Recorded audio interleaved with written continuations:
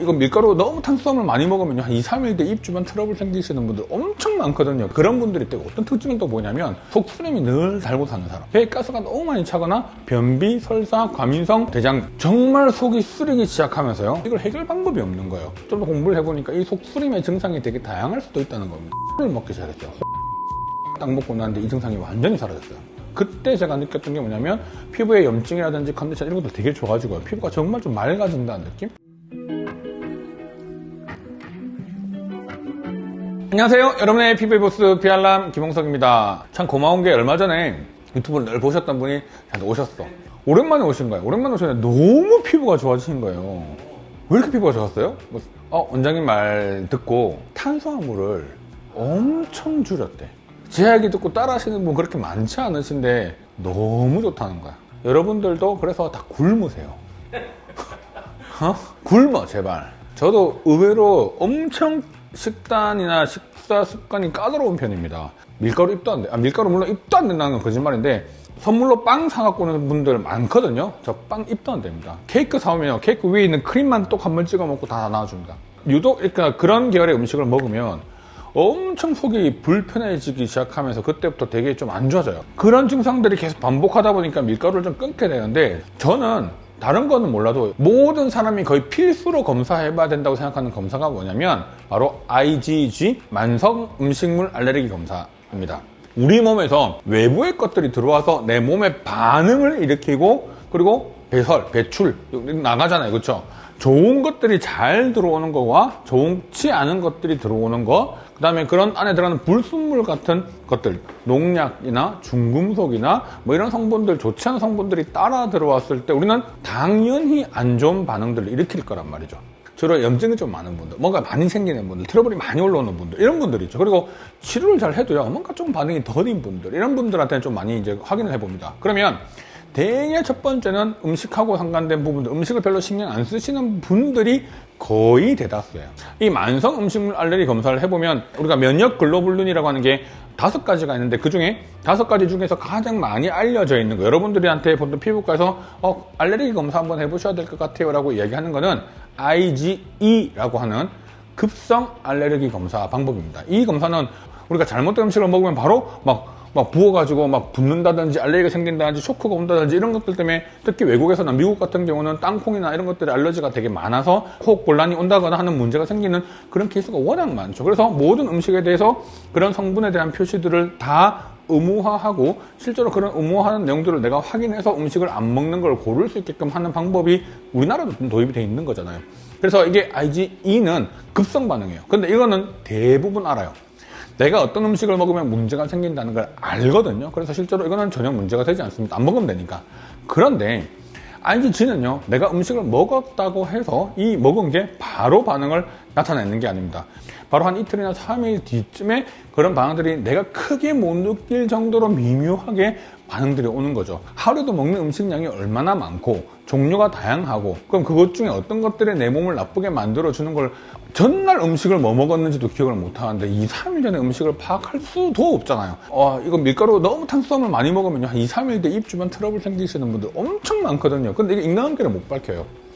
그런데 대개는 그런 음식에 문제가 일으키는 경우가 되게 많다는 겁니다. 근데 그런 분들이 또 어떤 특징은 또 뭐냐면 속쓰림이 늘 달고 사는 사람, 속쓰림 달고 사는 사람, 배에 가스가 너무 많이 차거나 변비, 설사, 과민성, 대장, 이런 분들이 전반적으로 좀 더 이런 것과 연관성이 있더라는 겁니다. 그래서 이 만성 음식물 알레르기 검사를 해보면 그 수치가 딱 나오거든요. 그 수치를 보면 되게 재미있어요. 노란 거, 빨간 거 이렇게 막 주의해야 될 것들이 막 뜨거든요. 근데 빨간 걸 딱 보면 뭐야? 평생 먹어보지도 않은 음식에 빨간 게 뜨는 경우가 있어요. 그러면 절대 먹으면 안 됩니다. 그거는 내 몸에 염증을 악화시킬 수 있는 음식이에요. 예를 들어서 피부염, 위염, 장염, 관절염, 평소에 다 알고 있잖아요. 근데 그런 IgG의 양성인 음식을 복용을 하게 되면 항원과 항체가 반응을 한 그런 컴플렉스가 결국은 피부에 이렇게 붓거나 뭔가 어떤 특정 부분에 붙으면서 더 큰 염증 반응을 유도시켜주는 작용을 하게 됩니다. 근데 이게 나빠지는 수준이 확 나빠져가지고 내가 바로 인지할 수 있는 정도가 아니야.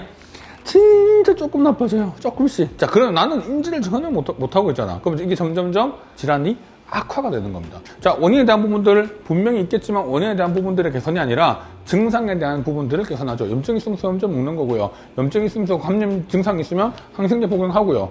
자, 그런데 그 염증을 일으키는 원인들은 분명히 따로 있을 수도 있다는 겁니다. 그 중에 하나 컨트롤 가능한 것 중에 하나가 바로 음식물이죠. 제가 견과류를 안 먹거든요. 견과류를 안 먹는 이유가 저는 만성 음식물 알레르기 검사상에서 보면 견과류가 되게 좀 높게 나옵니다. 그걸 먹으면 되게 몸이 불편해지거나 안 좋은 거죠.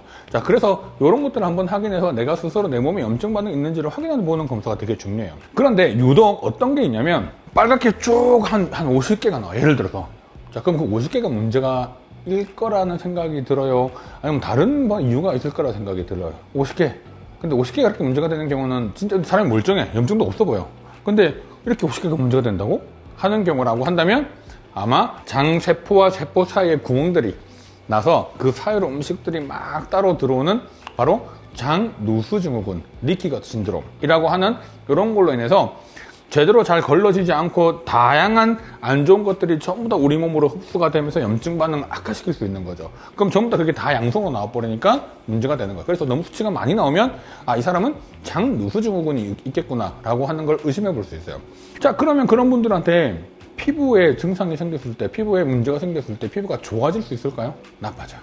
염증 나빠지죠? 근데 원인은 몰라. 나 화장품 쓴 거 없는데 비타민 영양제 잘 먹고 있는데 음식 한번 생각해 보세요. 내가 평소에 어떤 음식을 먹었는지를 한 번 정도를 체크를 해보는 건 되게 중요하지만 검사 결과상에서 보이면 피하는 게 많거든요. 그래서 그렇게 피해 나가면 그 회피한 걸로 인해서 염증 반응이 줄어들기 시작합니다. 그 다음에 속쓰림 있는 분들, 제가 속쓰림 있는 분들 되게 중요하게 생각하는데요. 제가 속쓰림을 달고 살아요. 밀가루를 못 먹는 이유가 빵을 딱 먹고 나면 딱 30분에서 40분 뒤에 정말 속이 쓰리기 시작하면서요. 정말 칼로 긁는 듯한 느낌이 올라오면서 신물들이 오고 막 두통, 편두통이 오면서 막 정말 식은땀이 쫙 나는 정도까지 올 때가 있거든요. 그러면 이 음식은 나한테 정말 뭔가 아닌 음식이라는 걸 저는 알잖아요. 근데 이걸 해결 방법이 없는 거예요. 좀 더 공부를 해보니까 이 속쓰림의 증상이 되게 다양할 수도 있다는 겁니다. 그래서 제가 우연하게 이제 알게 되면서 초를 먹기 시작했어요. 홍초. 너무나도 신기한 증상이 뭐냐면 저는 제가 홍초를 딱 먹고 났는데 이 증상이 완전히 사라졌어요. 속쓰림 있는데 홍초를 먹는 게 말이 돼? 말이 안 될 것 같죠? 근데 제가 피검사를 다시 또 추가로 해봤더니 바로 펩시노겐이라고 하는 검사가 있습니다. 이 위산에 대한 부분들을 측정하는 검사 방법이거든요. 근데 그걸 측정을 했더니 너무 수치가 낮게 나오는 거예요. 이 수치가 낮다는 이야기는 바로 위산의 분비가 제대로 잘 이루어지지 않고 있다는 이야기인 겁니다. 즉 저는 위산 저하증인 거죠. 위산 저하증인 사람이 바로 뭘 먹어야 돼요? 초를 먹는 거죠. 그러니까 이런 식초가 되게 도움을 주는 거죠. 그래서 뭐 약도 나와 있습니다. 약도 있고 처방할 수 있는 약도 있지만 여러분들이 이거 위산 저하증 검사하려고 확인해보고 하는 시간 너무 힘들기도 하고요. 실제로 그런 것도 불편하기 때문에 처음에 초를 딱 먹어보면 바로 알 수 있어요. 처음에는 속이 약간 쓰리거든요. 초를 딱 먹었으니까. 근데 거짓말 하지 않고 정말 싹 그 증상이 사라집니다. 깨끗하게 사라집니다. 이게 너무 저한테는 신기한 경험이고 충격인 거예요. 그리고 검사를 했더니 위산 저하증, 아, 초를 먹어야 되는 게 맞았구나가 되는 거고요. 음식에는 상당히 다양한 균들이 있죠. 다양한 균들이 있는데 음식을 먹었는데 위산 분비가 덜 됐어. 적게 나오니까 위산으로 인해서 죽어야 할 균들이 안 죽고 어디로 가요? 넘어가죠. 소장으로. 그럼 소장에서는 그 균이 다시 번식하는 겁니다. 그럼 가스가 확 차게 돼요. 가스가 차는 것도 냄새가 나지 않은 수소형이 있고요. 냄새가 되게 많이 나는 메탄형이 있어요. 이런 것들로 보고 또 이런 것들을 우리 확인할 수 있죠. 그래서 이런 것들을 초를 딱 먹고 나니까 이 증상이 완전히 사라지니까 너무 신기한 거죠. 아, 이게 되게 중요한 거였구나. 그리고 그때 제가 느꼈던 게 뭐냐면 피부의 염증이라든지 컨디션 이런 것들 되게 좋아지고요. 피부가 정말 좀 맑아진다는 느낌? 그런 느낌을 좀 많이 받았습니다. 그래서 실제로 홍초를 드시고 난 뒤에 속이 되게 편해지는 분들도 계시지만 초를 먹고 난 뒤에 속이 더 심하게 쓰리는 분들도 계실 겁니다. 자, 홍초를 먹고 속이 되게 편해지는 경우는 위산 저하증의 증상들이 있기 때문에 그 증상이 점점점 편해지게 되지만 내가 정말 위산 과다증, 너무 과한 위산 때문에 있는 경우 초를 먹게 되면 처음 먹을 때부터 점점 그 증상이 불편해지거든요. 그렇다고 한다면 그 초를 드셔서는 안 되고요. 그냥 내가 먹었을 때 속이 정말 편해지는 사람인지 아닌지를 확인해 볼 때 첫 번째, 가스가 늘 차고 문제가 있는 경우라고 하면 홍초를 한 번 더 드셔보는 거. 식전에 드셨을 때 되게 편해지는 걸 느낀다면 위산 저하증이 있는 거고요. 이걸 좀 꾸준하게 하다 보면 약간 습관화되기도 하고 정말 건강에도 좋기 때문에 그렇게 한 번 더 활용을 해보시면 좋을 것 같습니다. 제가 어릴 때만 하더라도 뭐가 두드러기가 생기거나 문제가 생기면 의사 선생님들이 뭐라고 하셨냐면 돼지고기 먹지 마세요. 새우 먹지 마세요. 되게 이렇게 얘기하셨거든요. 근데 그 말을 평생 믿으시는 분들이 엄청 많습니다. 그 얼마나 위험한 이야기예요.